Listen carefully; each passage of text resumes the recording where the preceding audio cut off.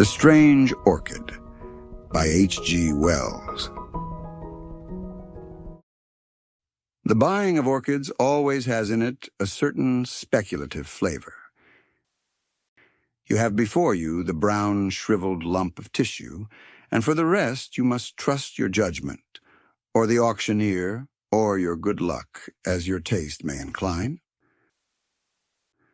The plant may be moribund or dead, or it may be just a respectable purchase, fair value for your money, or perhaps, for the thing has happened again and again, there slowly unfolds before the delighted eyes of the happy purchaser, day after day, some new variety, some novel richness, a strange twist of the labellum, or some subtler coloration or unexpected mimicry. Pride, beauty, and profit blossom together on one delicate green spike, and it may be even immortality. For the new miracle of nature may stand in need of a new specific name, and what so convenient as that of its discoverer, John Smithia? There have been worse names. It was perhaps the hope of some such happy discovery that made Winter Wedderburn such a frequent attendant at these sales. That hope, and also maybe the fact that he had nothing else of the slightest interest to do in the world. He was a shy, lonely, rather ineffectual man, provided with just enough income to keep off the spur of necessity, and not enough nervous energy to make him seek any exacting employments. He might have collected stamps or coins or translated Horace, or bound books, or invented new species of diatoms. But, as it happened, he grew orchids and had one ambitious little hothouse. "I have a fancy," he said over his coffee, "that something's going to happen to me today." He spoke as he moved and thought slowly. "Oh, don't say that," said his housekeeper, who was also his remote cousin. For something happening was a euphemism that meant only one thing to her. "You misunderstand me. I mean nothing unpleasant, though what I do mean I scarcely know. Today," he continued after a pause, "Peters are going to sell a batch of plants from the Andamans and the Indies. I shall go up and see what they have. It may be I shall buy something good unawares. That may be it." He passed his cup for his second cupful of coffee. "Are these the things collected by that poor young fellow you told me of the other day?" asked his cousin as she filled his cup. "Yes," he said, and became meditative over a piece of toast. "Nothing ever does happen to me," he remarked presently, beginning to think aloud. "I wonder why. Things enough happen to other people. There is Harvey. Only the other week, on Monday, he picked up sixpence. On Wednesday, his chicks all had the staggers. On Friday, his cousin came home from Australia. And on Saturday, he broke his ankle. What a whirl of excitement, compared to me." "I think I would rather be without so much excitement," said his housekeeper. "It can't be good for you. I suppose it's troublesome. Still, you see, nothing ever happens to me. When I was a little boy, I never had accidents. I never fell in love as I grew up. Never married. I wonder how it feels to have something happen to you, something really remarkable." That orchid collector was only 36, 20 years younger than myself when he died, and he had been married twice and divorced once. He had had malarial fever 4 times, and once he broke his thigh. He killed a Malay once, and once he was wounded by a poisoned dart. And in the end, he was killed by jungle leeches. It must have all been very troublesome, but then it must have been very interesting, you know? Except, perhaps, the leeches. "I am sure it was not good for him," said the lady, with conviction. "Perhaps not." And then Wedderburn looked at his watch. 23 minutes past 8. "I am going up by the 11:45 train, so that there is plenty of time. I think I shall wear my alpaca jacket. It is quite warm enough, and my gray felt hat and brown shoes. I suppose. He glanced out of the window at the serene sky and sunlit garden, and then nervously at his cousin's face. "I think you had better take an umbrella if you are going to London," she said in a voice that admitted of no denial. "There's all between here and the station coming back." When he returned, he was in a state of mild excitement. He had made a purchase. It was rare that he could make up his mind quickly enough to buy, but this time he had done so. "There are vandas," he said, "and a dendrobe and some palaeonophis." He surveyed his purchases lovingly as he consumed his soup. They were laid out on the spotless tablecloth before him, and he was telling his cousin all about them as he slowly meandered through his dinner. It was his custom to live all his visits to London over again in the evening for her and his own entertainment. "I knew something would happen today, and I have bought all these. Some of them, I feel sure. Do you know that some of them will be remarkable? I don't know how it is, but I feel just as sure as if someone had told me that some of these will turn out remarkable. That one," he pointed to a shriveled rhizome, "was not identified. It may be a palaeonophis, or it may not. It may be a new species, or even a new genus. And it was the last that poor Batten ever collected." "I don't like the look of it," said his housekeeper. "It's such an ugly shape." "To me, it scarcely seems to have a shape." "I don't like those things that stick out," said his housekeeper. "It shall be put away in a pot tomorrow." "It looks," said the housekeeper, "like a spider shamming dead." Wedderburn smiled and surveyed the root with his head on one side. "It is certainly not a pretty lump of stuff, but you can never judge of these things from their dry appearance. It may turn out to be a very beautiful orchid indeed. How busy I shall be tomorrow. I must see tonight just exactly what to do with these things, and tomorrow I shall set to work." They found poor Batten lying dead, or dying, in a mangrove swamp. "I forget which," he began again presently, "with one of these very orchids crushed up under his body. He had been unwell for some days with some kind of native fever, and I suppose he fainted. These mangrove swamps are very unwholesome.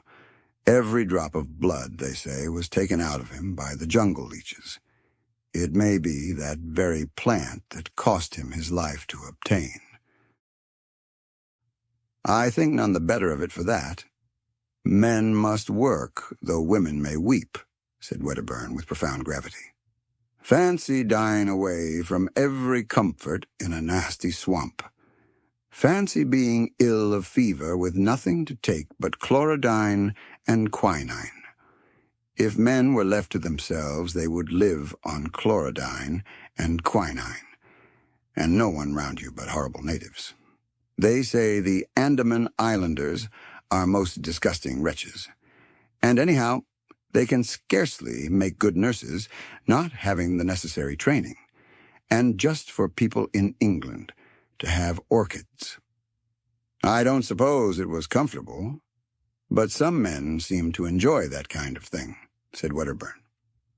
Anyhow, the natives of his party were sufficiently civilized to take care of all his collection until his colleague, who was an ornithologist, came back again from the interior, though they could not tell the species of the orchid, and had let it wither.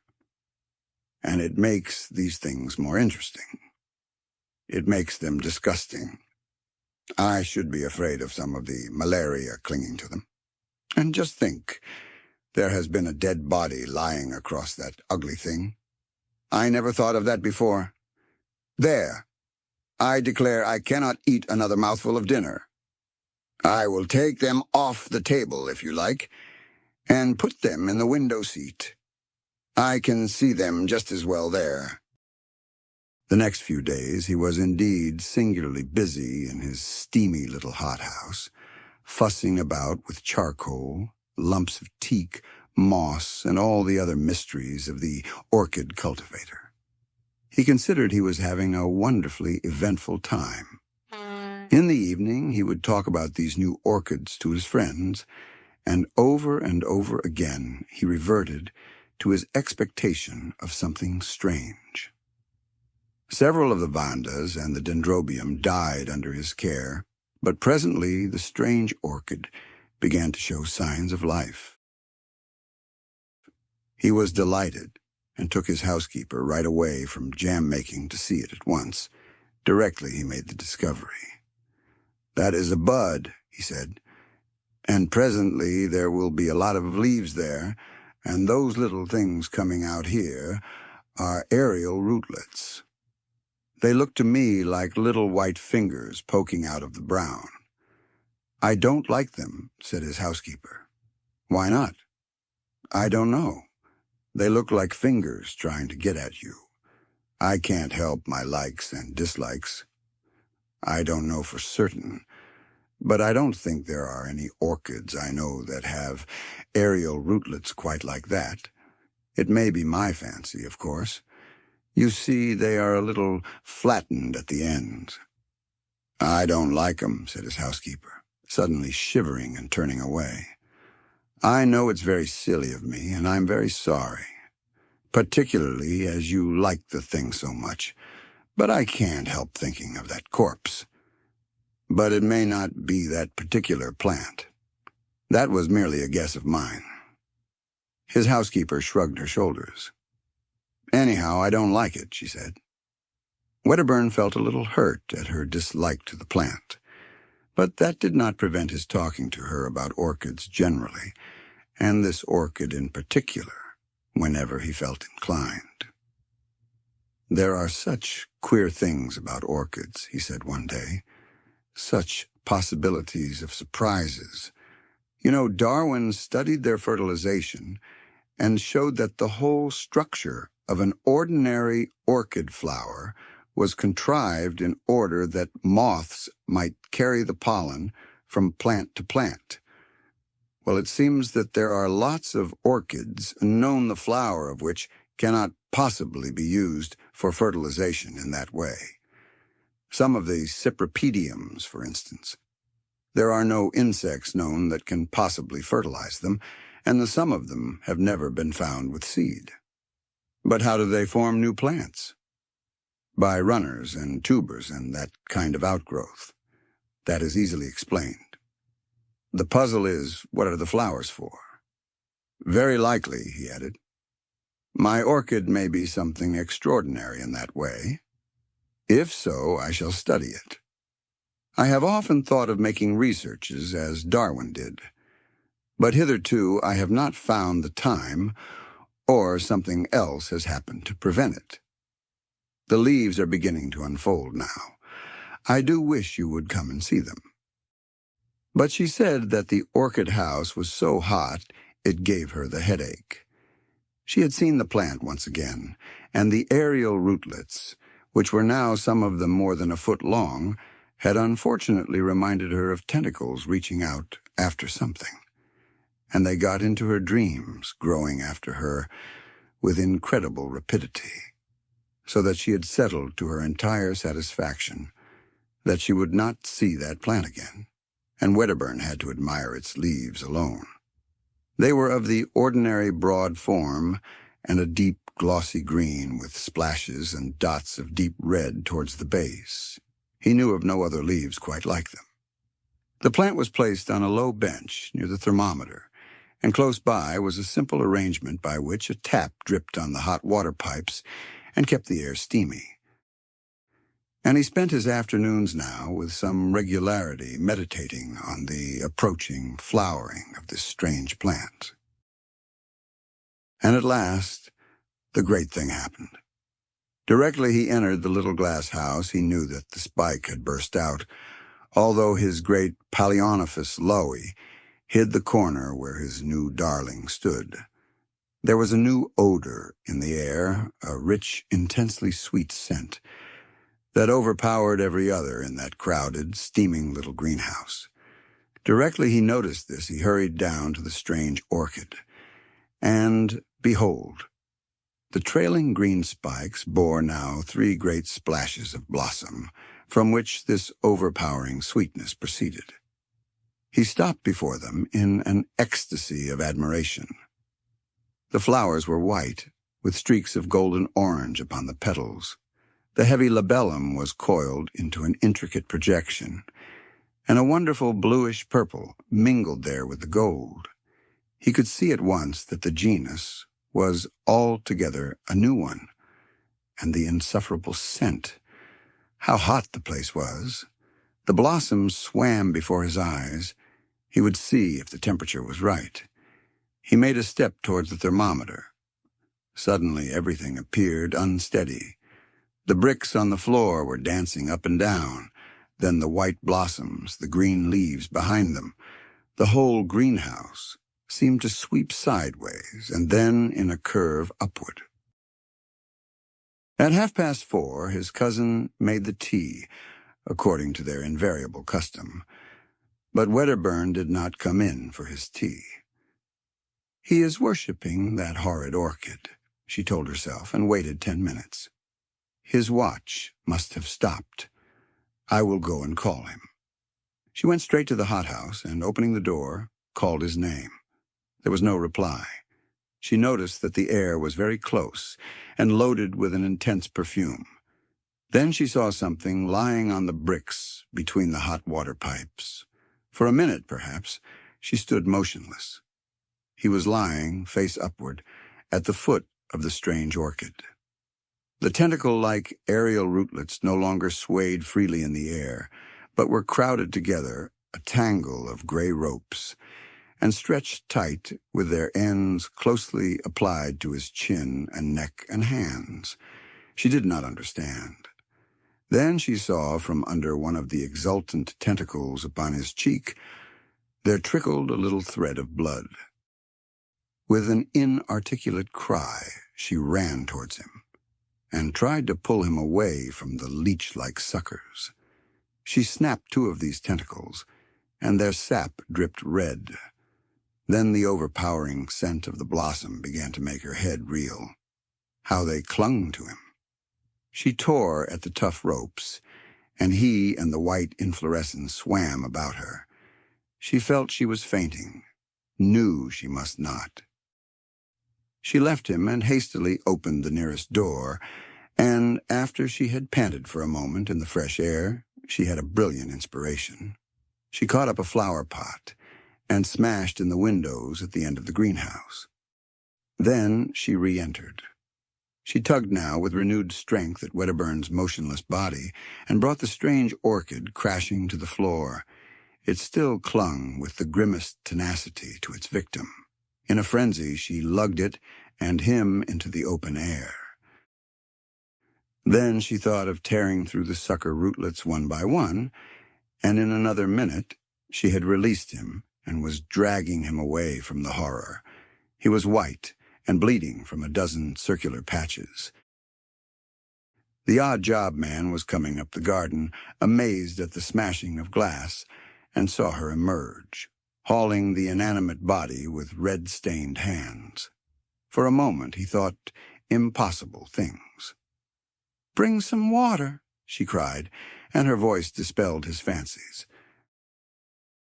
When, with unnatural alacrity, he returned with the water, he found her weeping with excitement, and with Wedderburn's head upon her knee, wiping the blood from his face. "What's the matter?" said Wedderburn, opening his eyes feebly and closing them again at once. "Go and tell Annie to come out here to me, and then go for Dr. Haddon at once," she said to the odd job man so soon as he brought the water, and added, seeing he hesitated, "I will tell you all about it when you come back." Presently Wedderburn opened his eyes again, and seeing that he was troubled by the puzzle of his position, she explained to him. "You fainted in the hothouse." "And the orchid?" "I will see to that," she said. Wedderburn had lost a good deal of blood, but beyond that he had suffered no very great injury. They gave him brandy mixed with some pink extract of meat and carried him upstairs to bed. His housekeeper told her incredible story in fragments to Dr. Haddon. "Come to the orchid house and see," she said. The cold outer air was blowing in through the open door, and the sickly perfume was almost dispelled.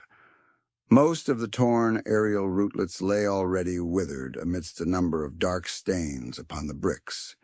The stem of the inflorescence was broken by the fall of the plant, and the flowers were growing limp and brown at the edges of the petals.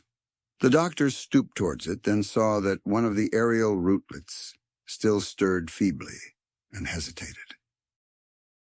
The next morning, the strange orchid still lay there, black now and putrescent. The door banged intermittingly in the morning breeze, and all the array of Wedderburn's orchids was shriveled and prostrate. But Wedderburn himself was bright and garrulous upstairs in the story of his strange adventure.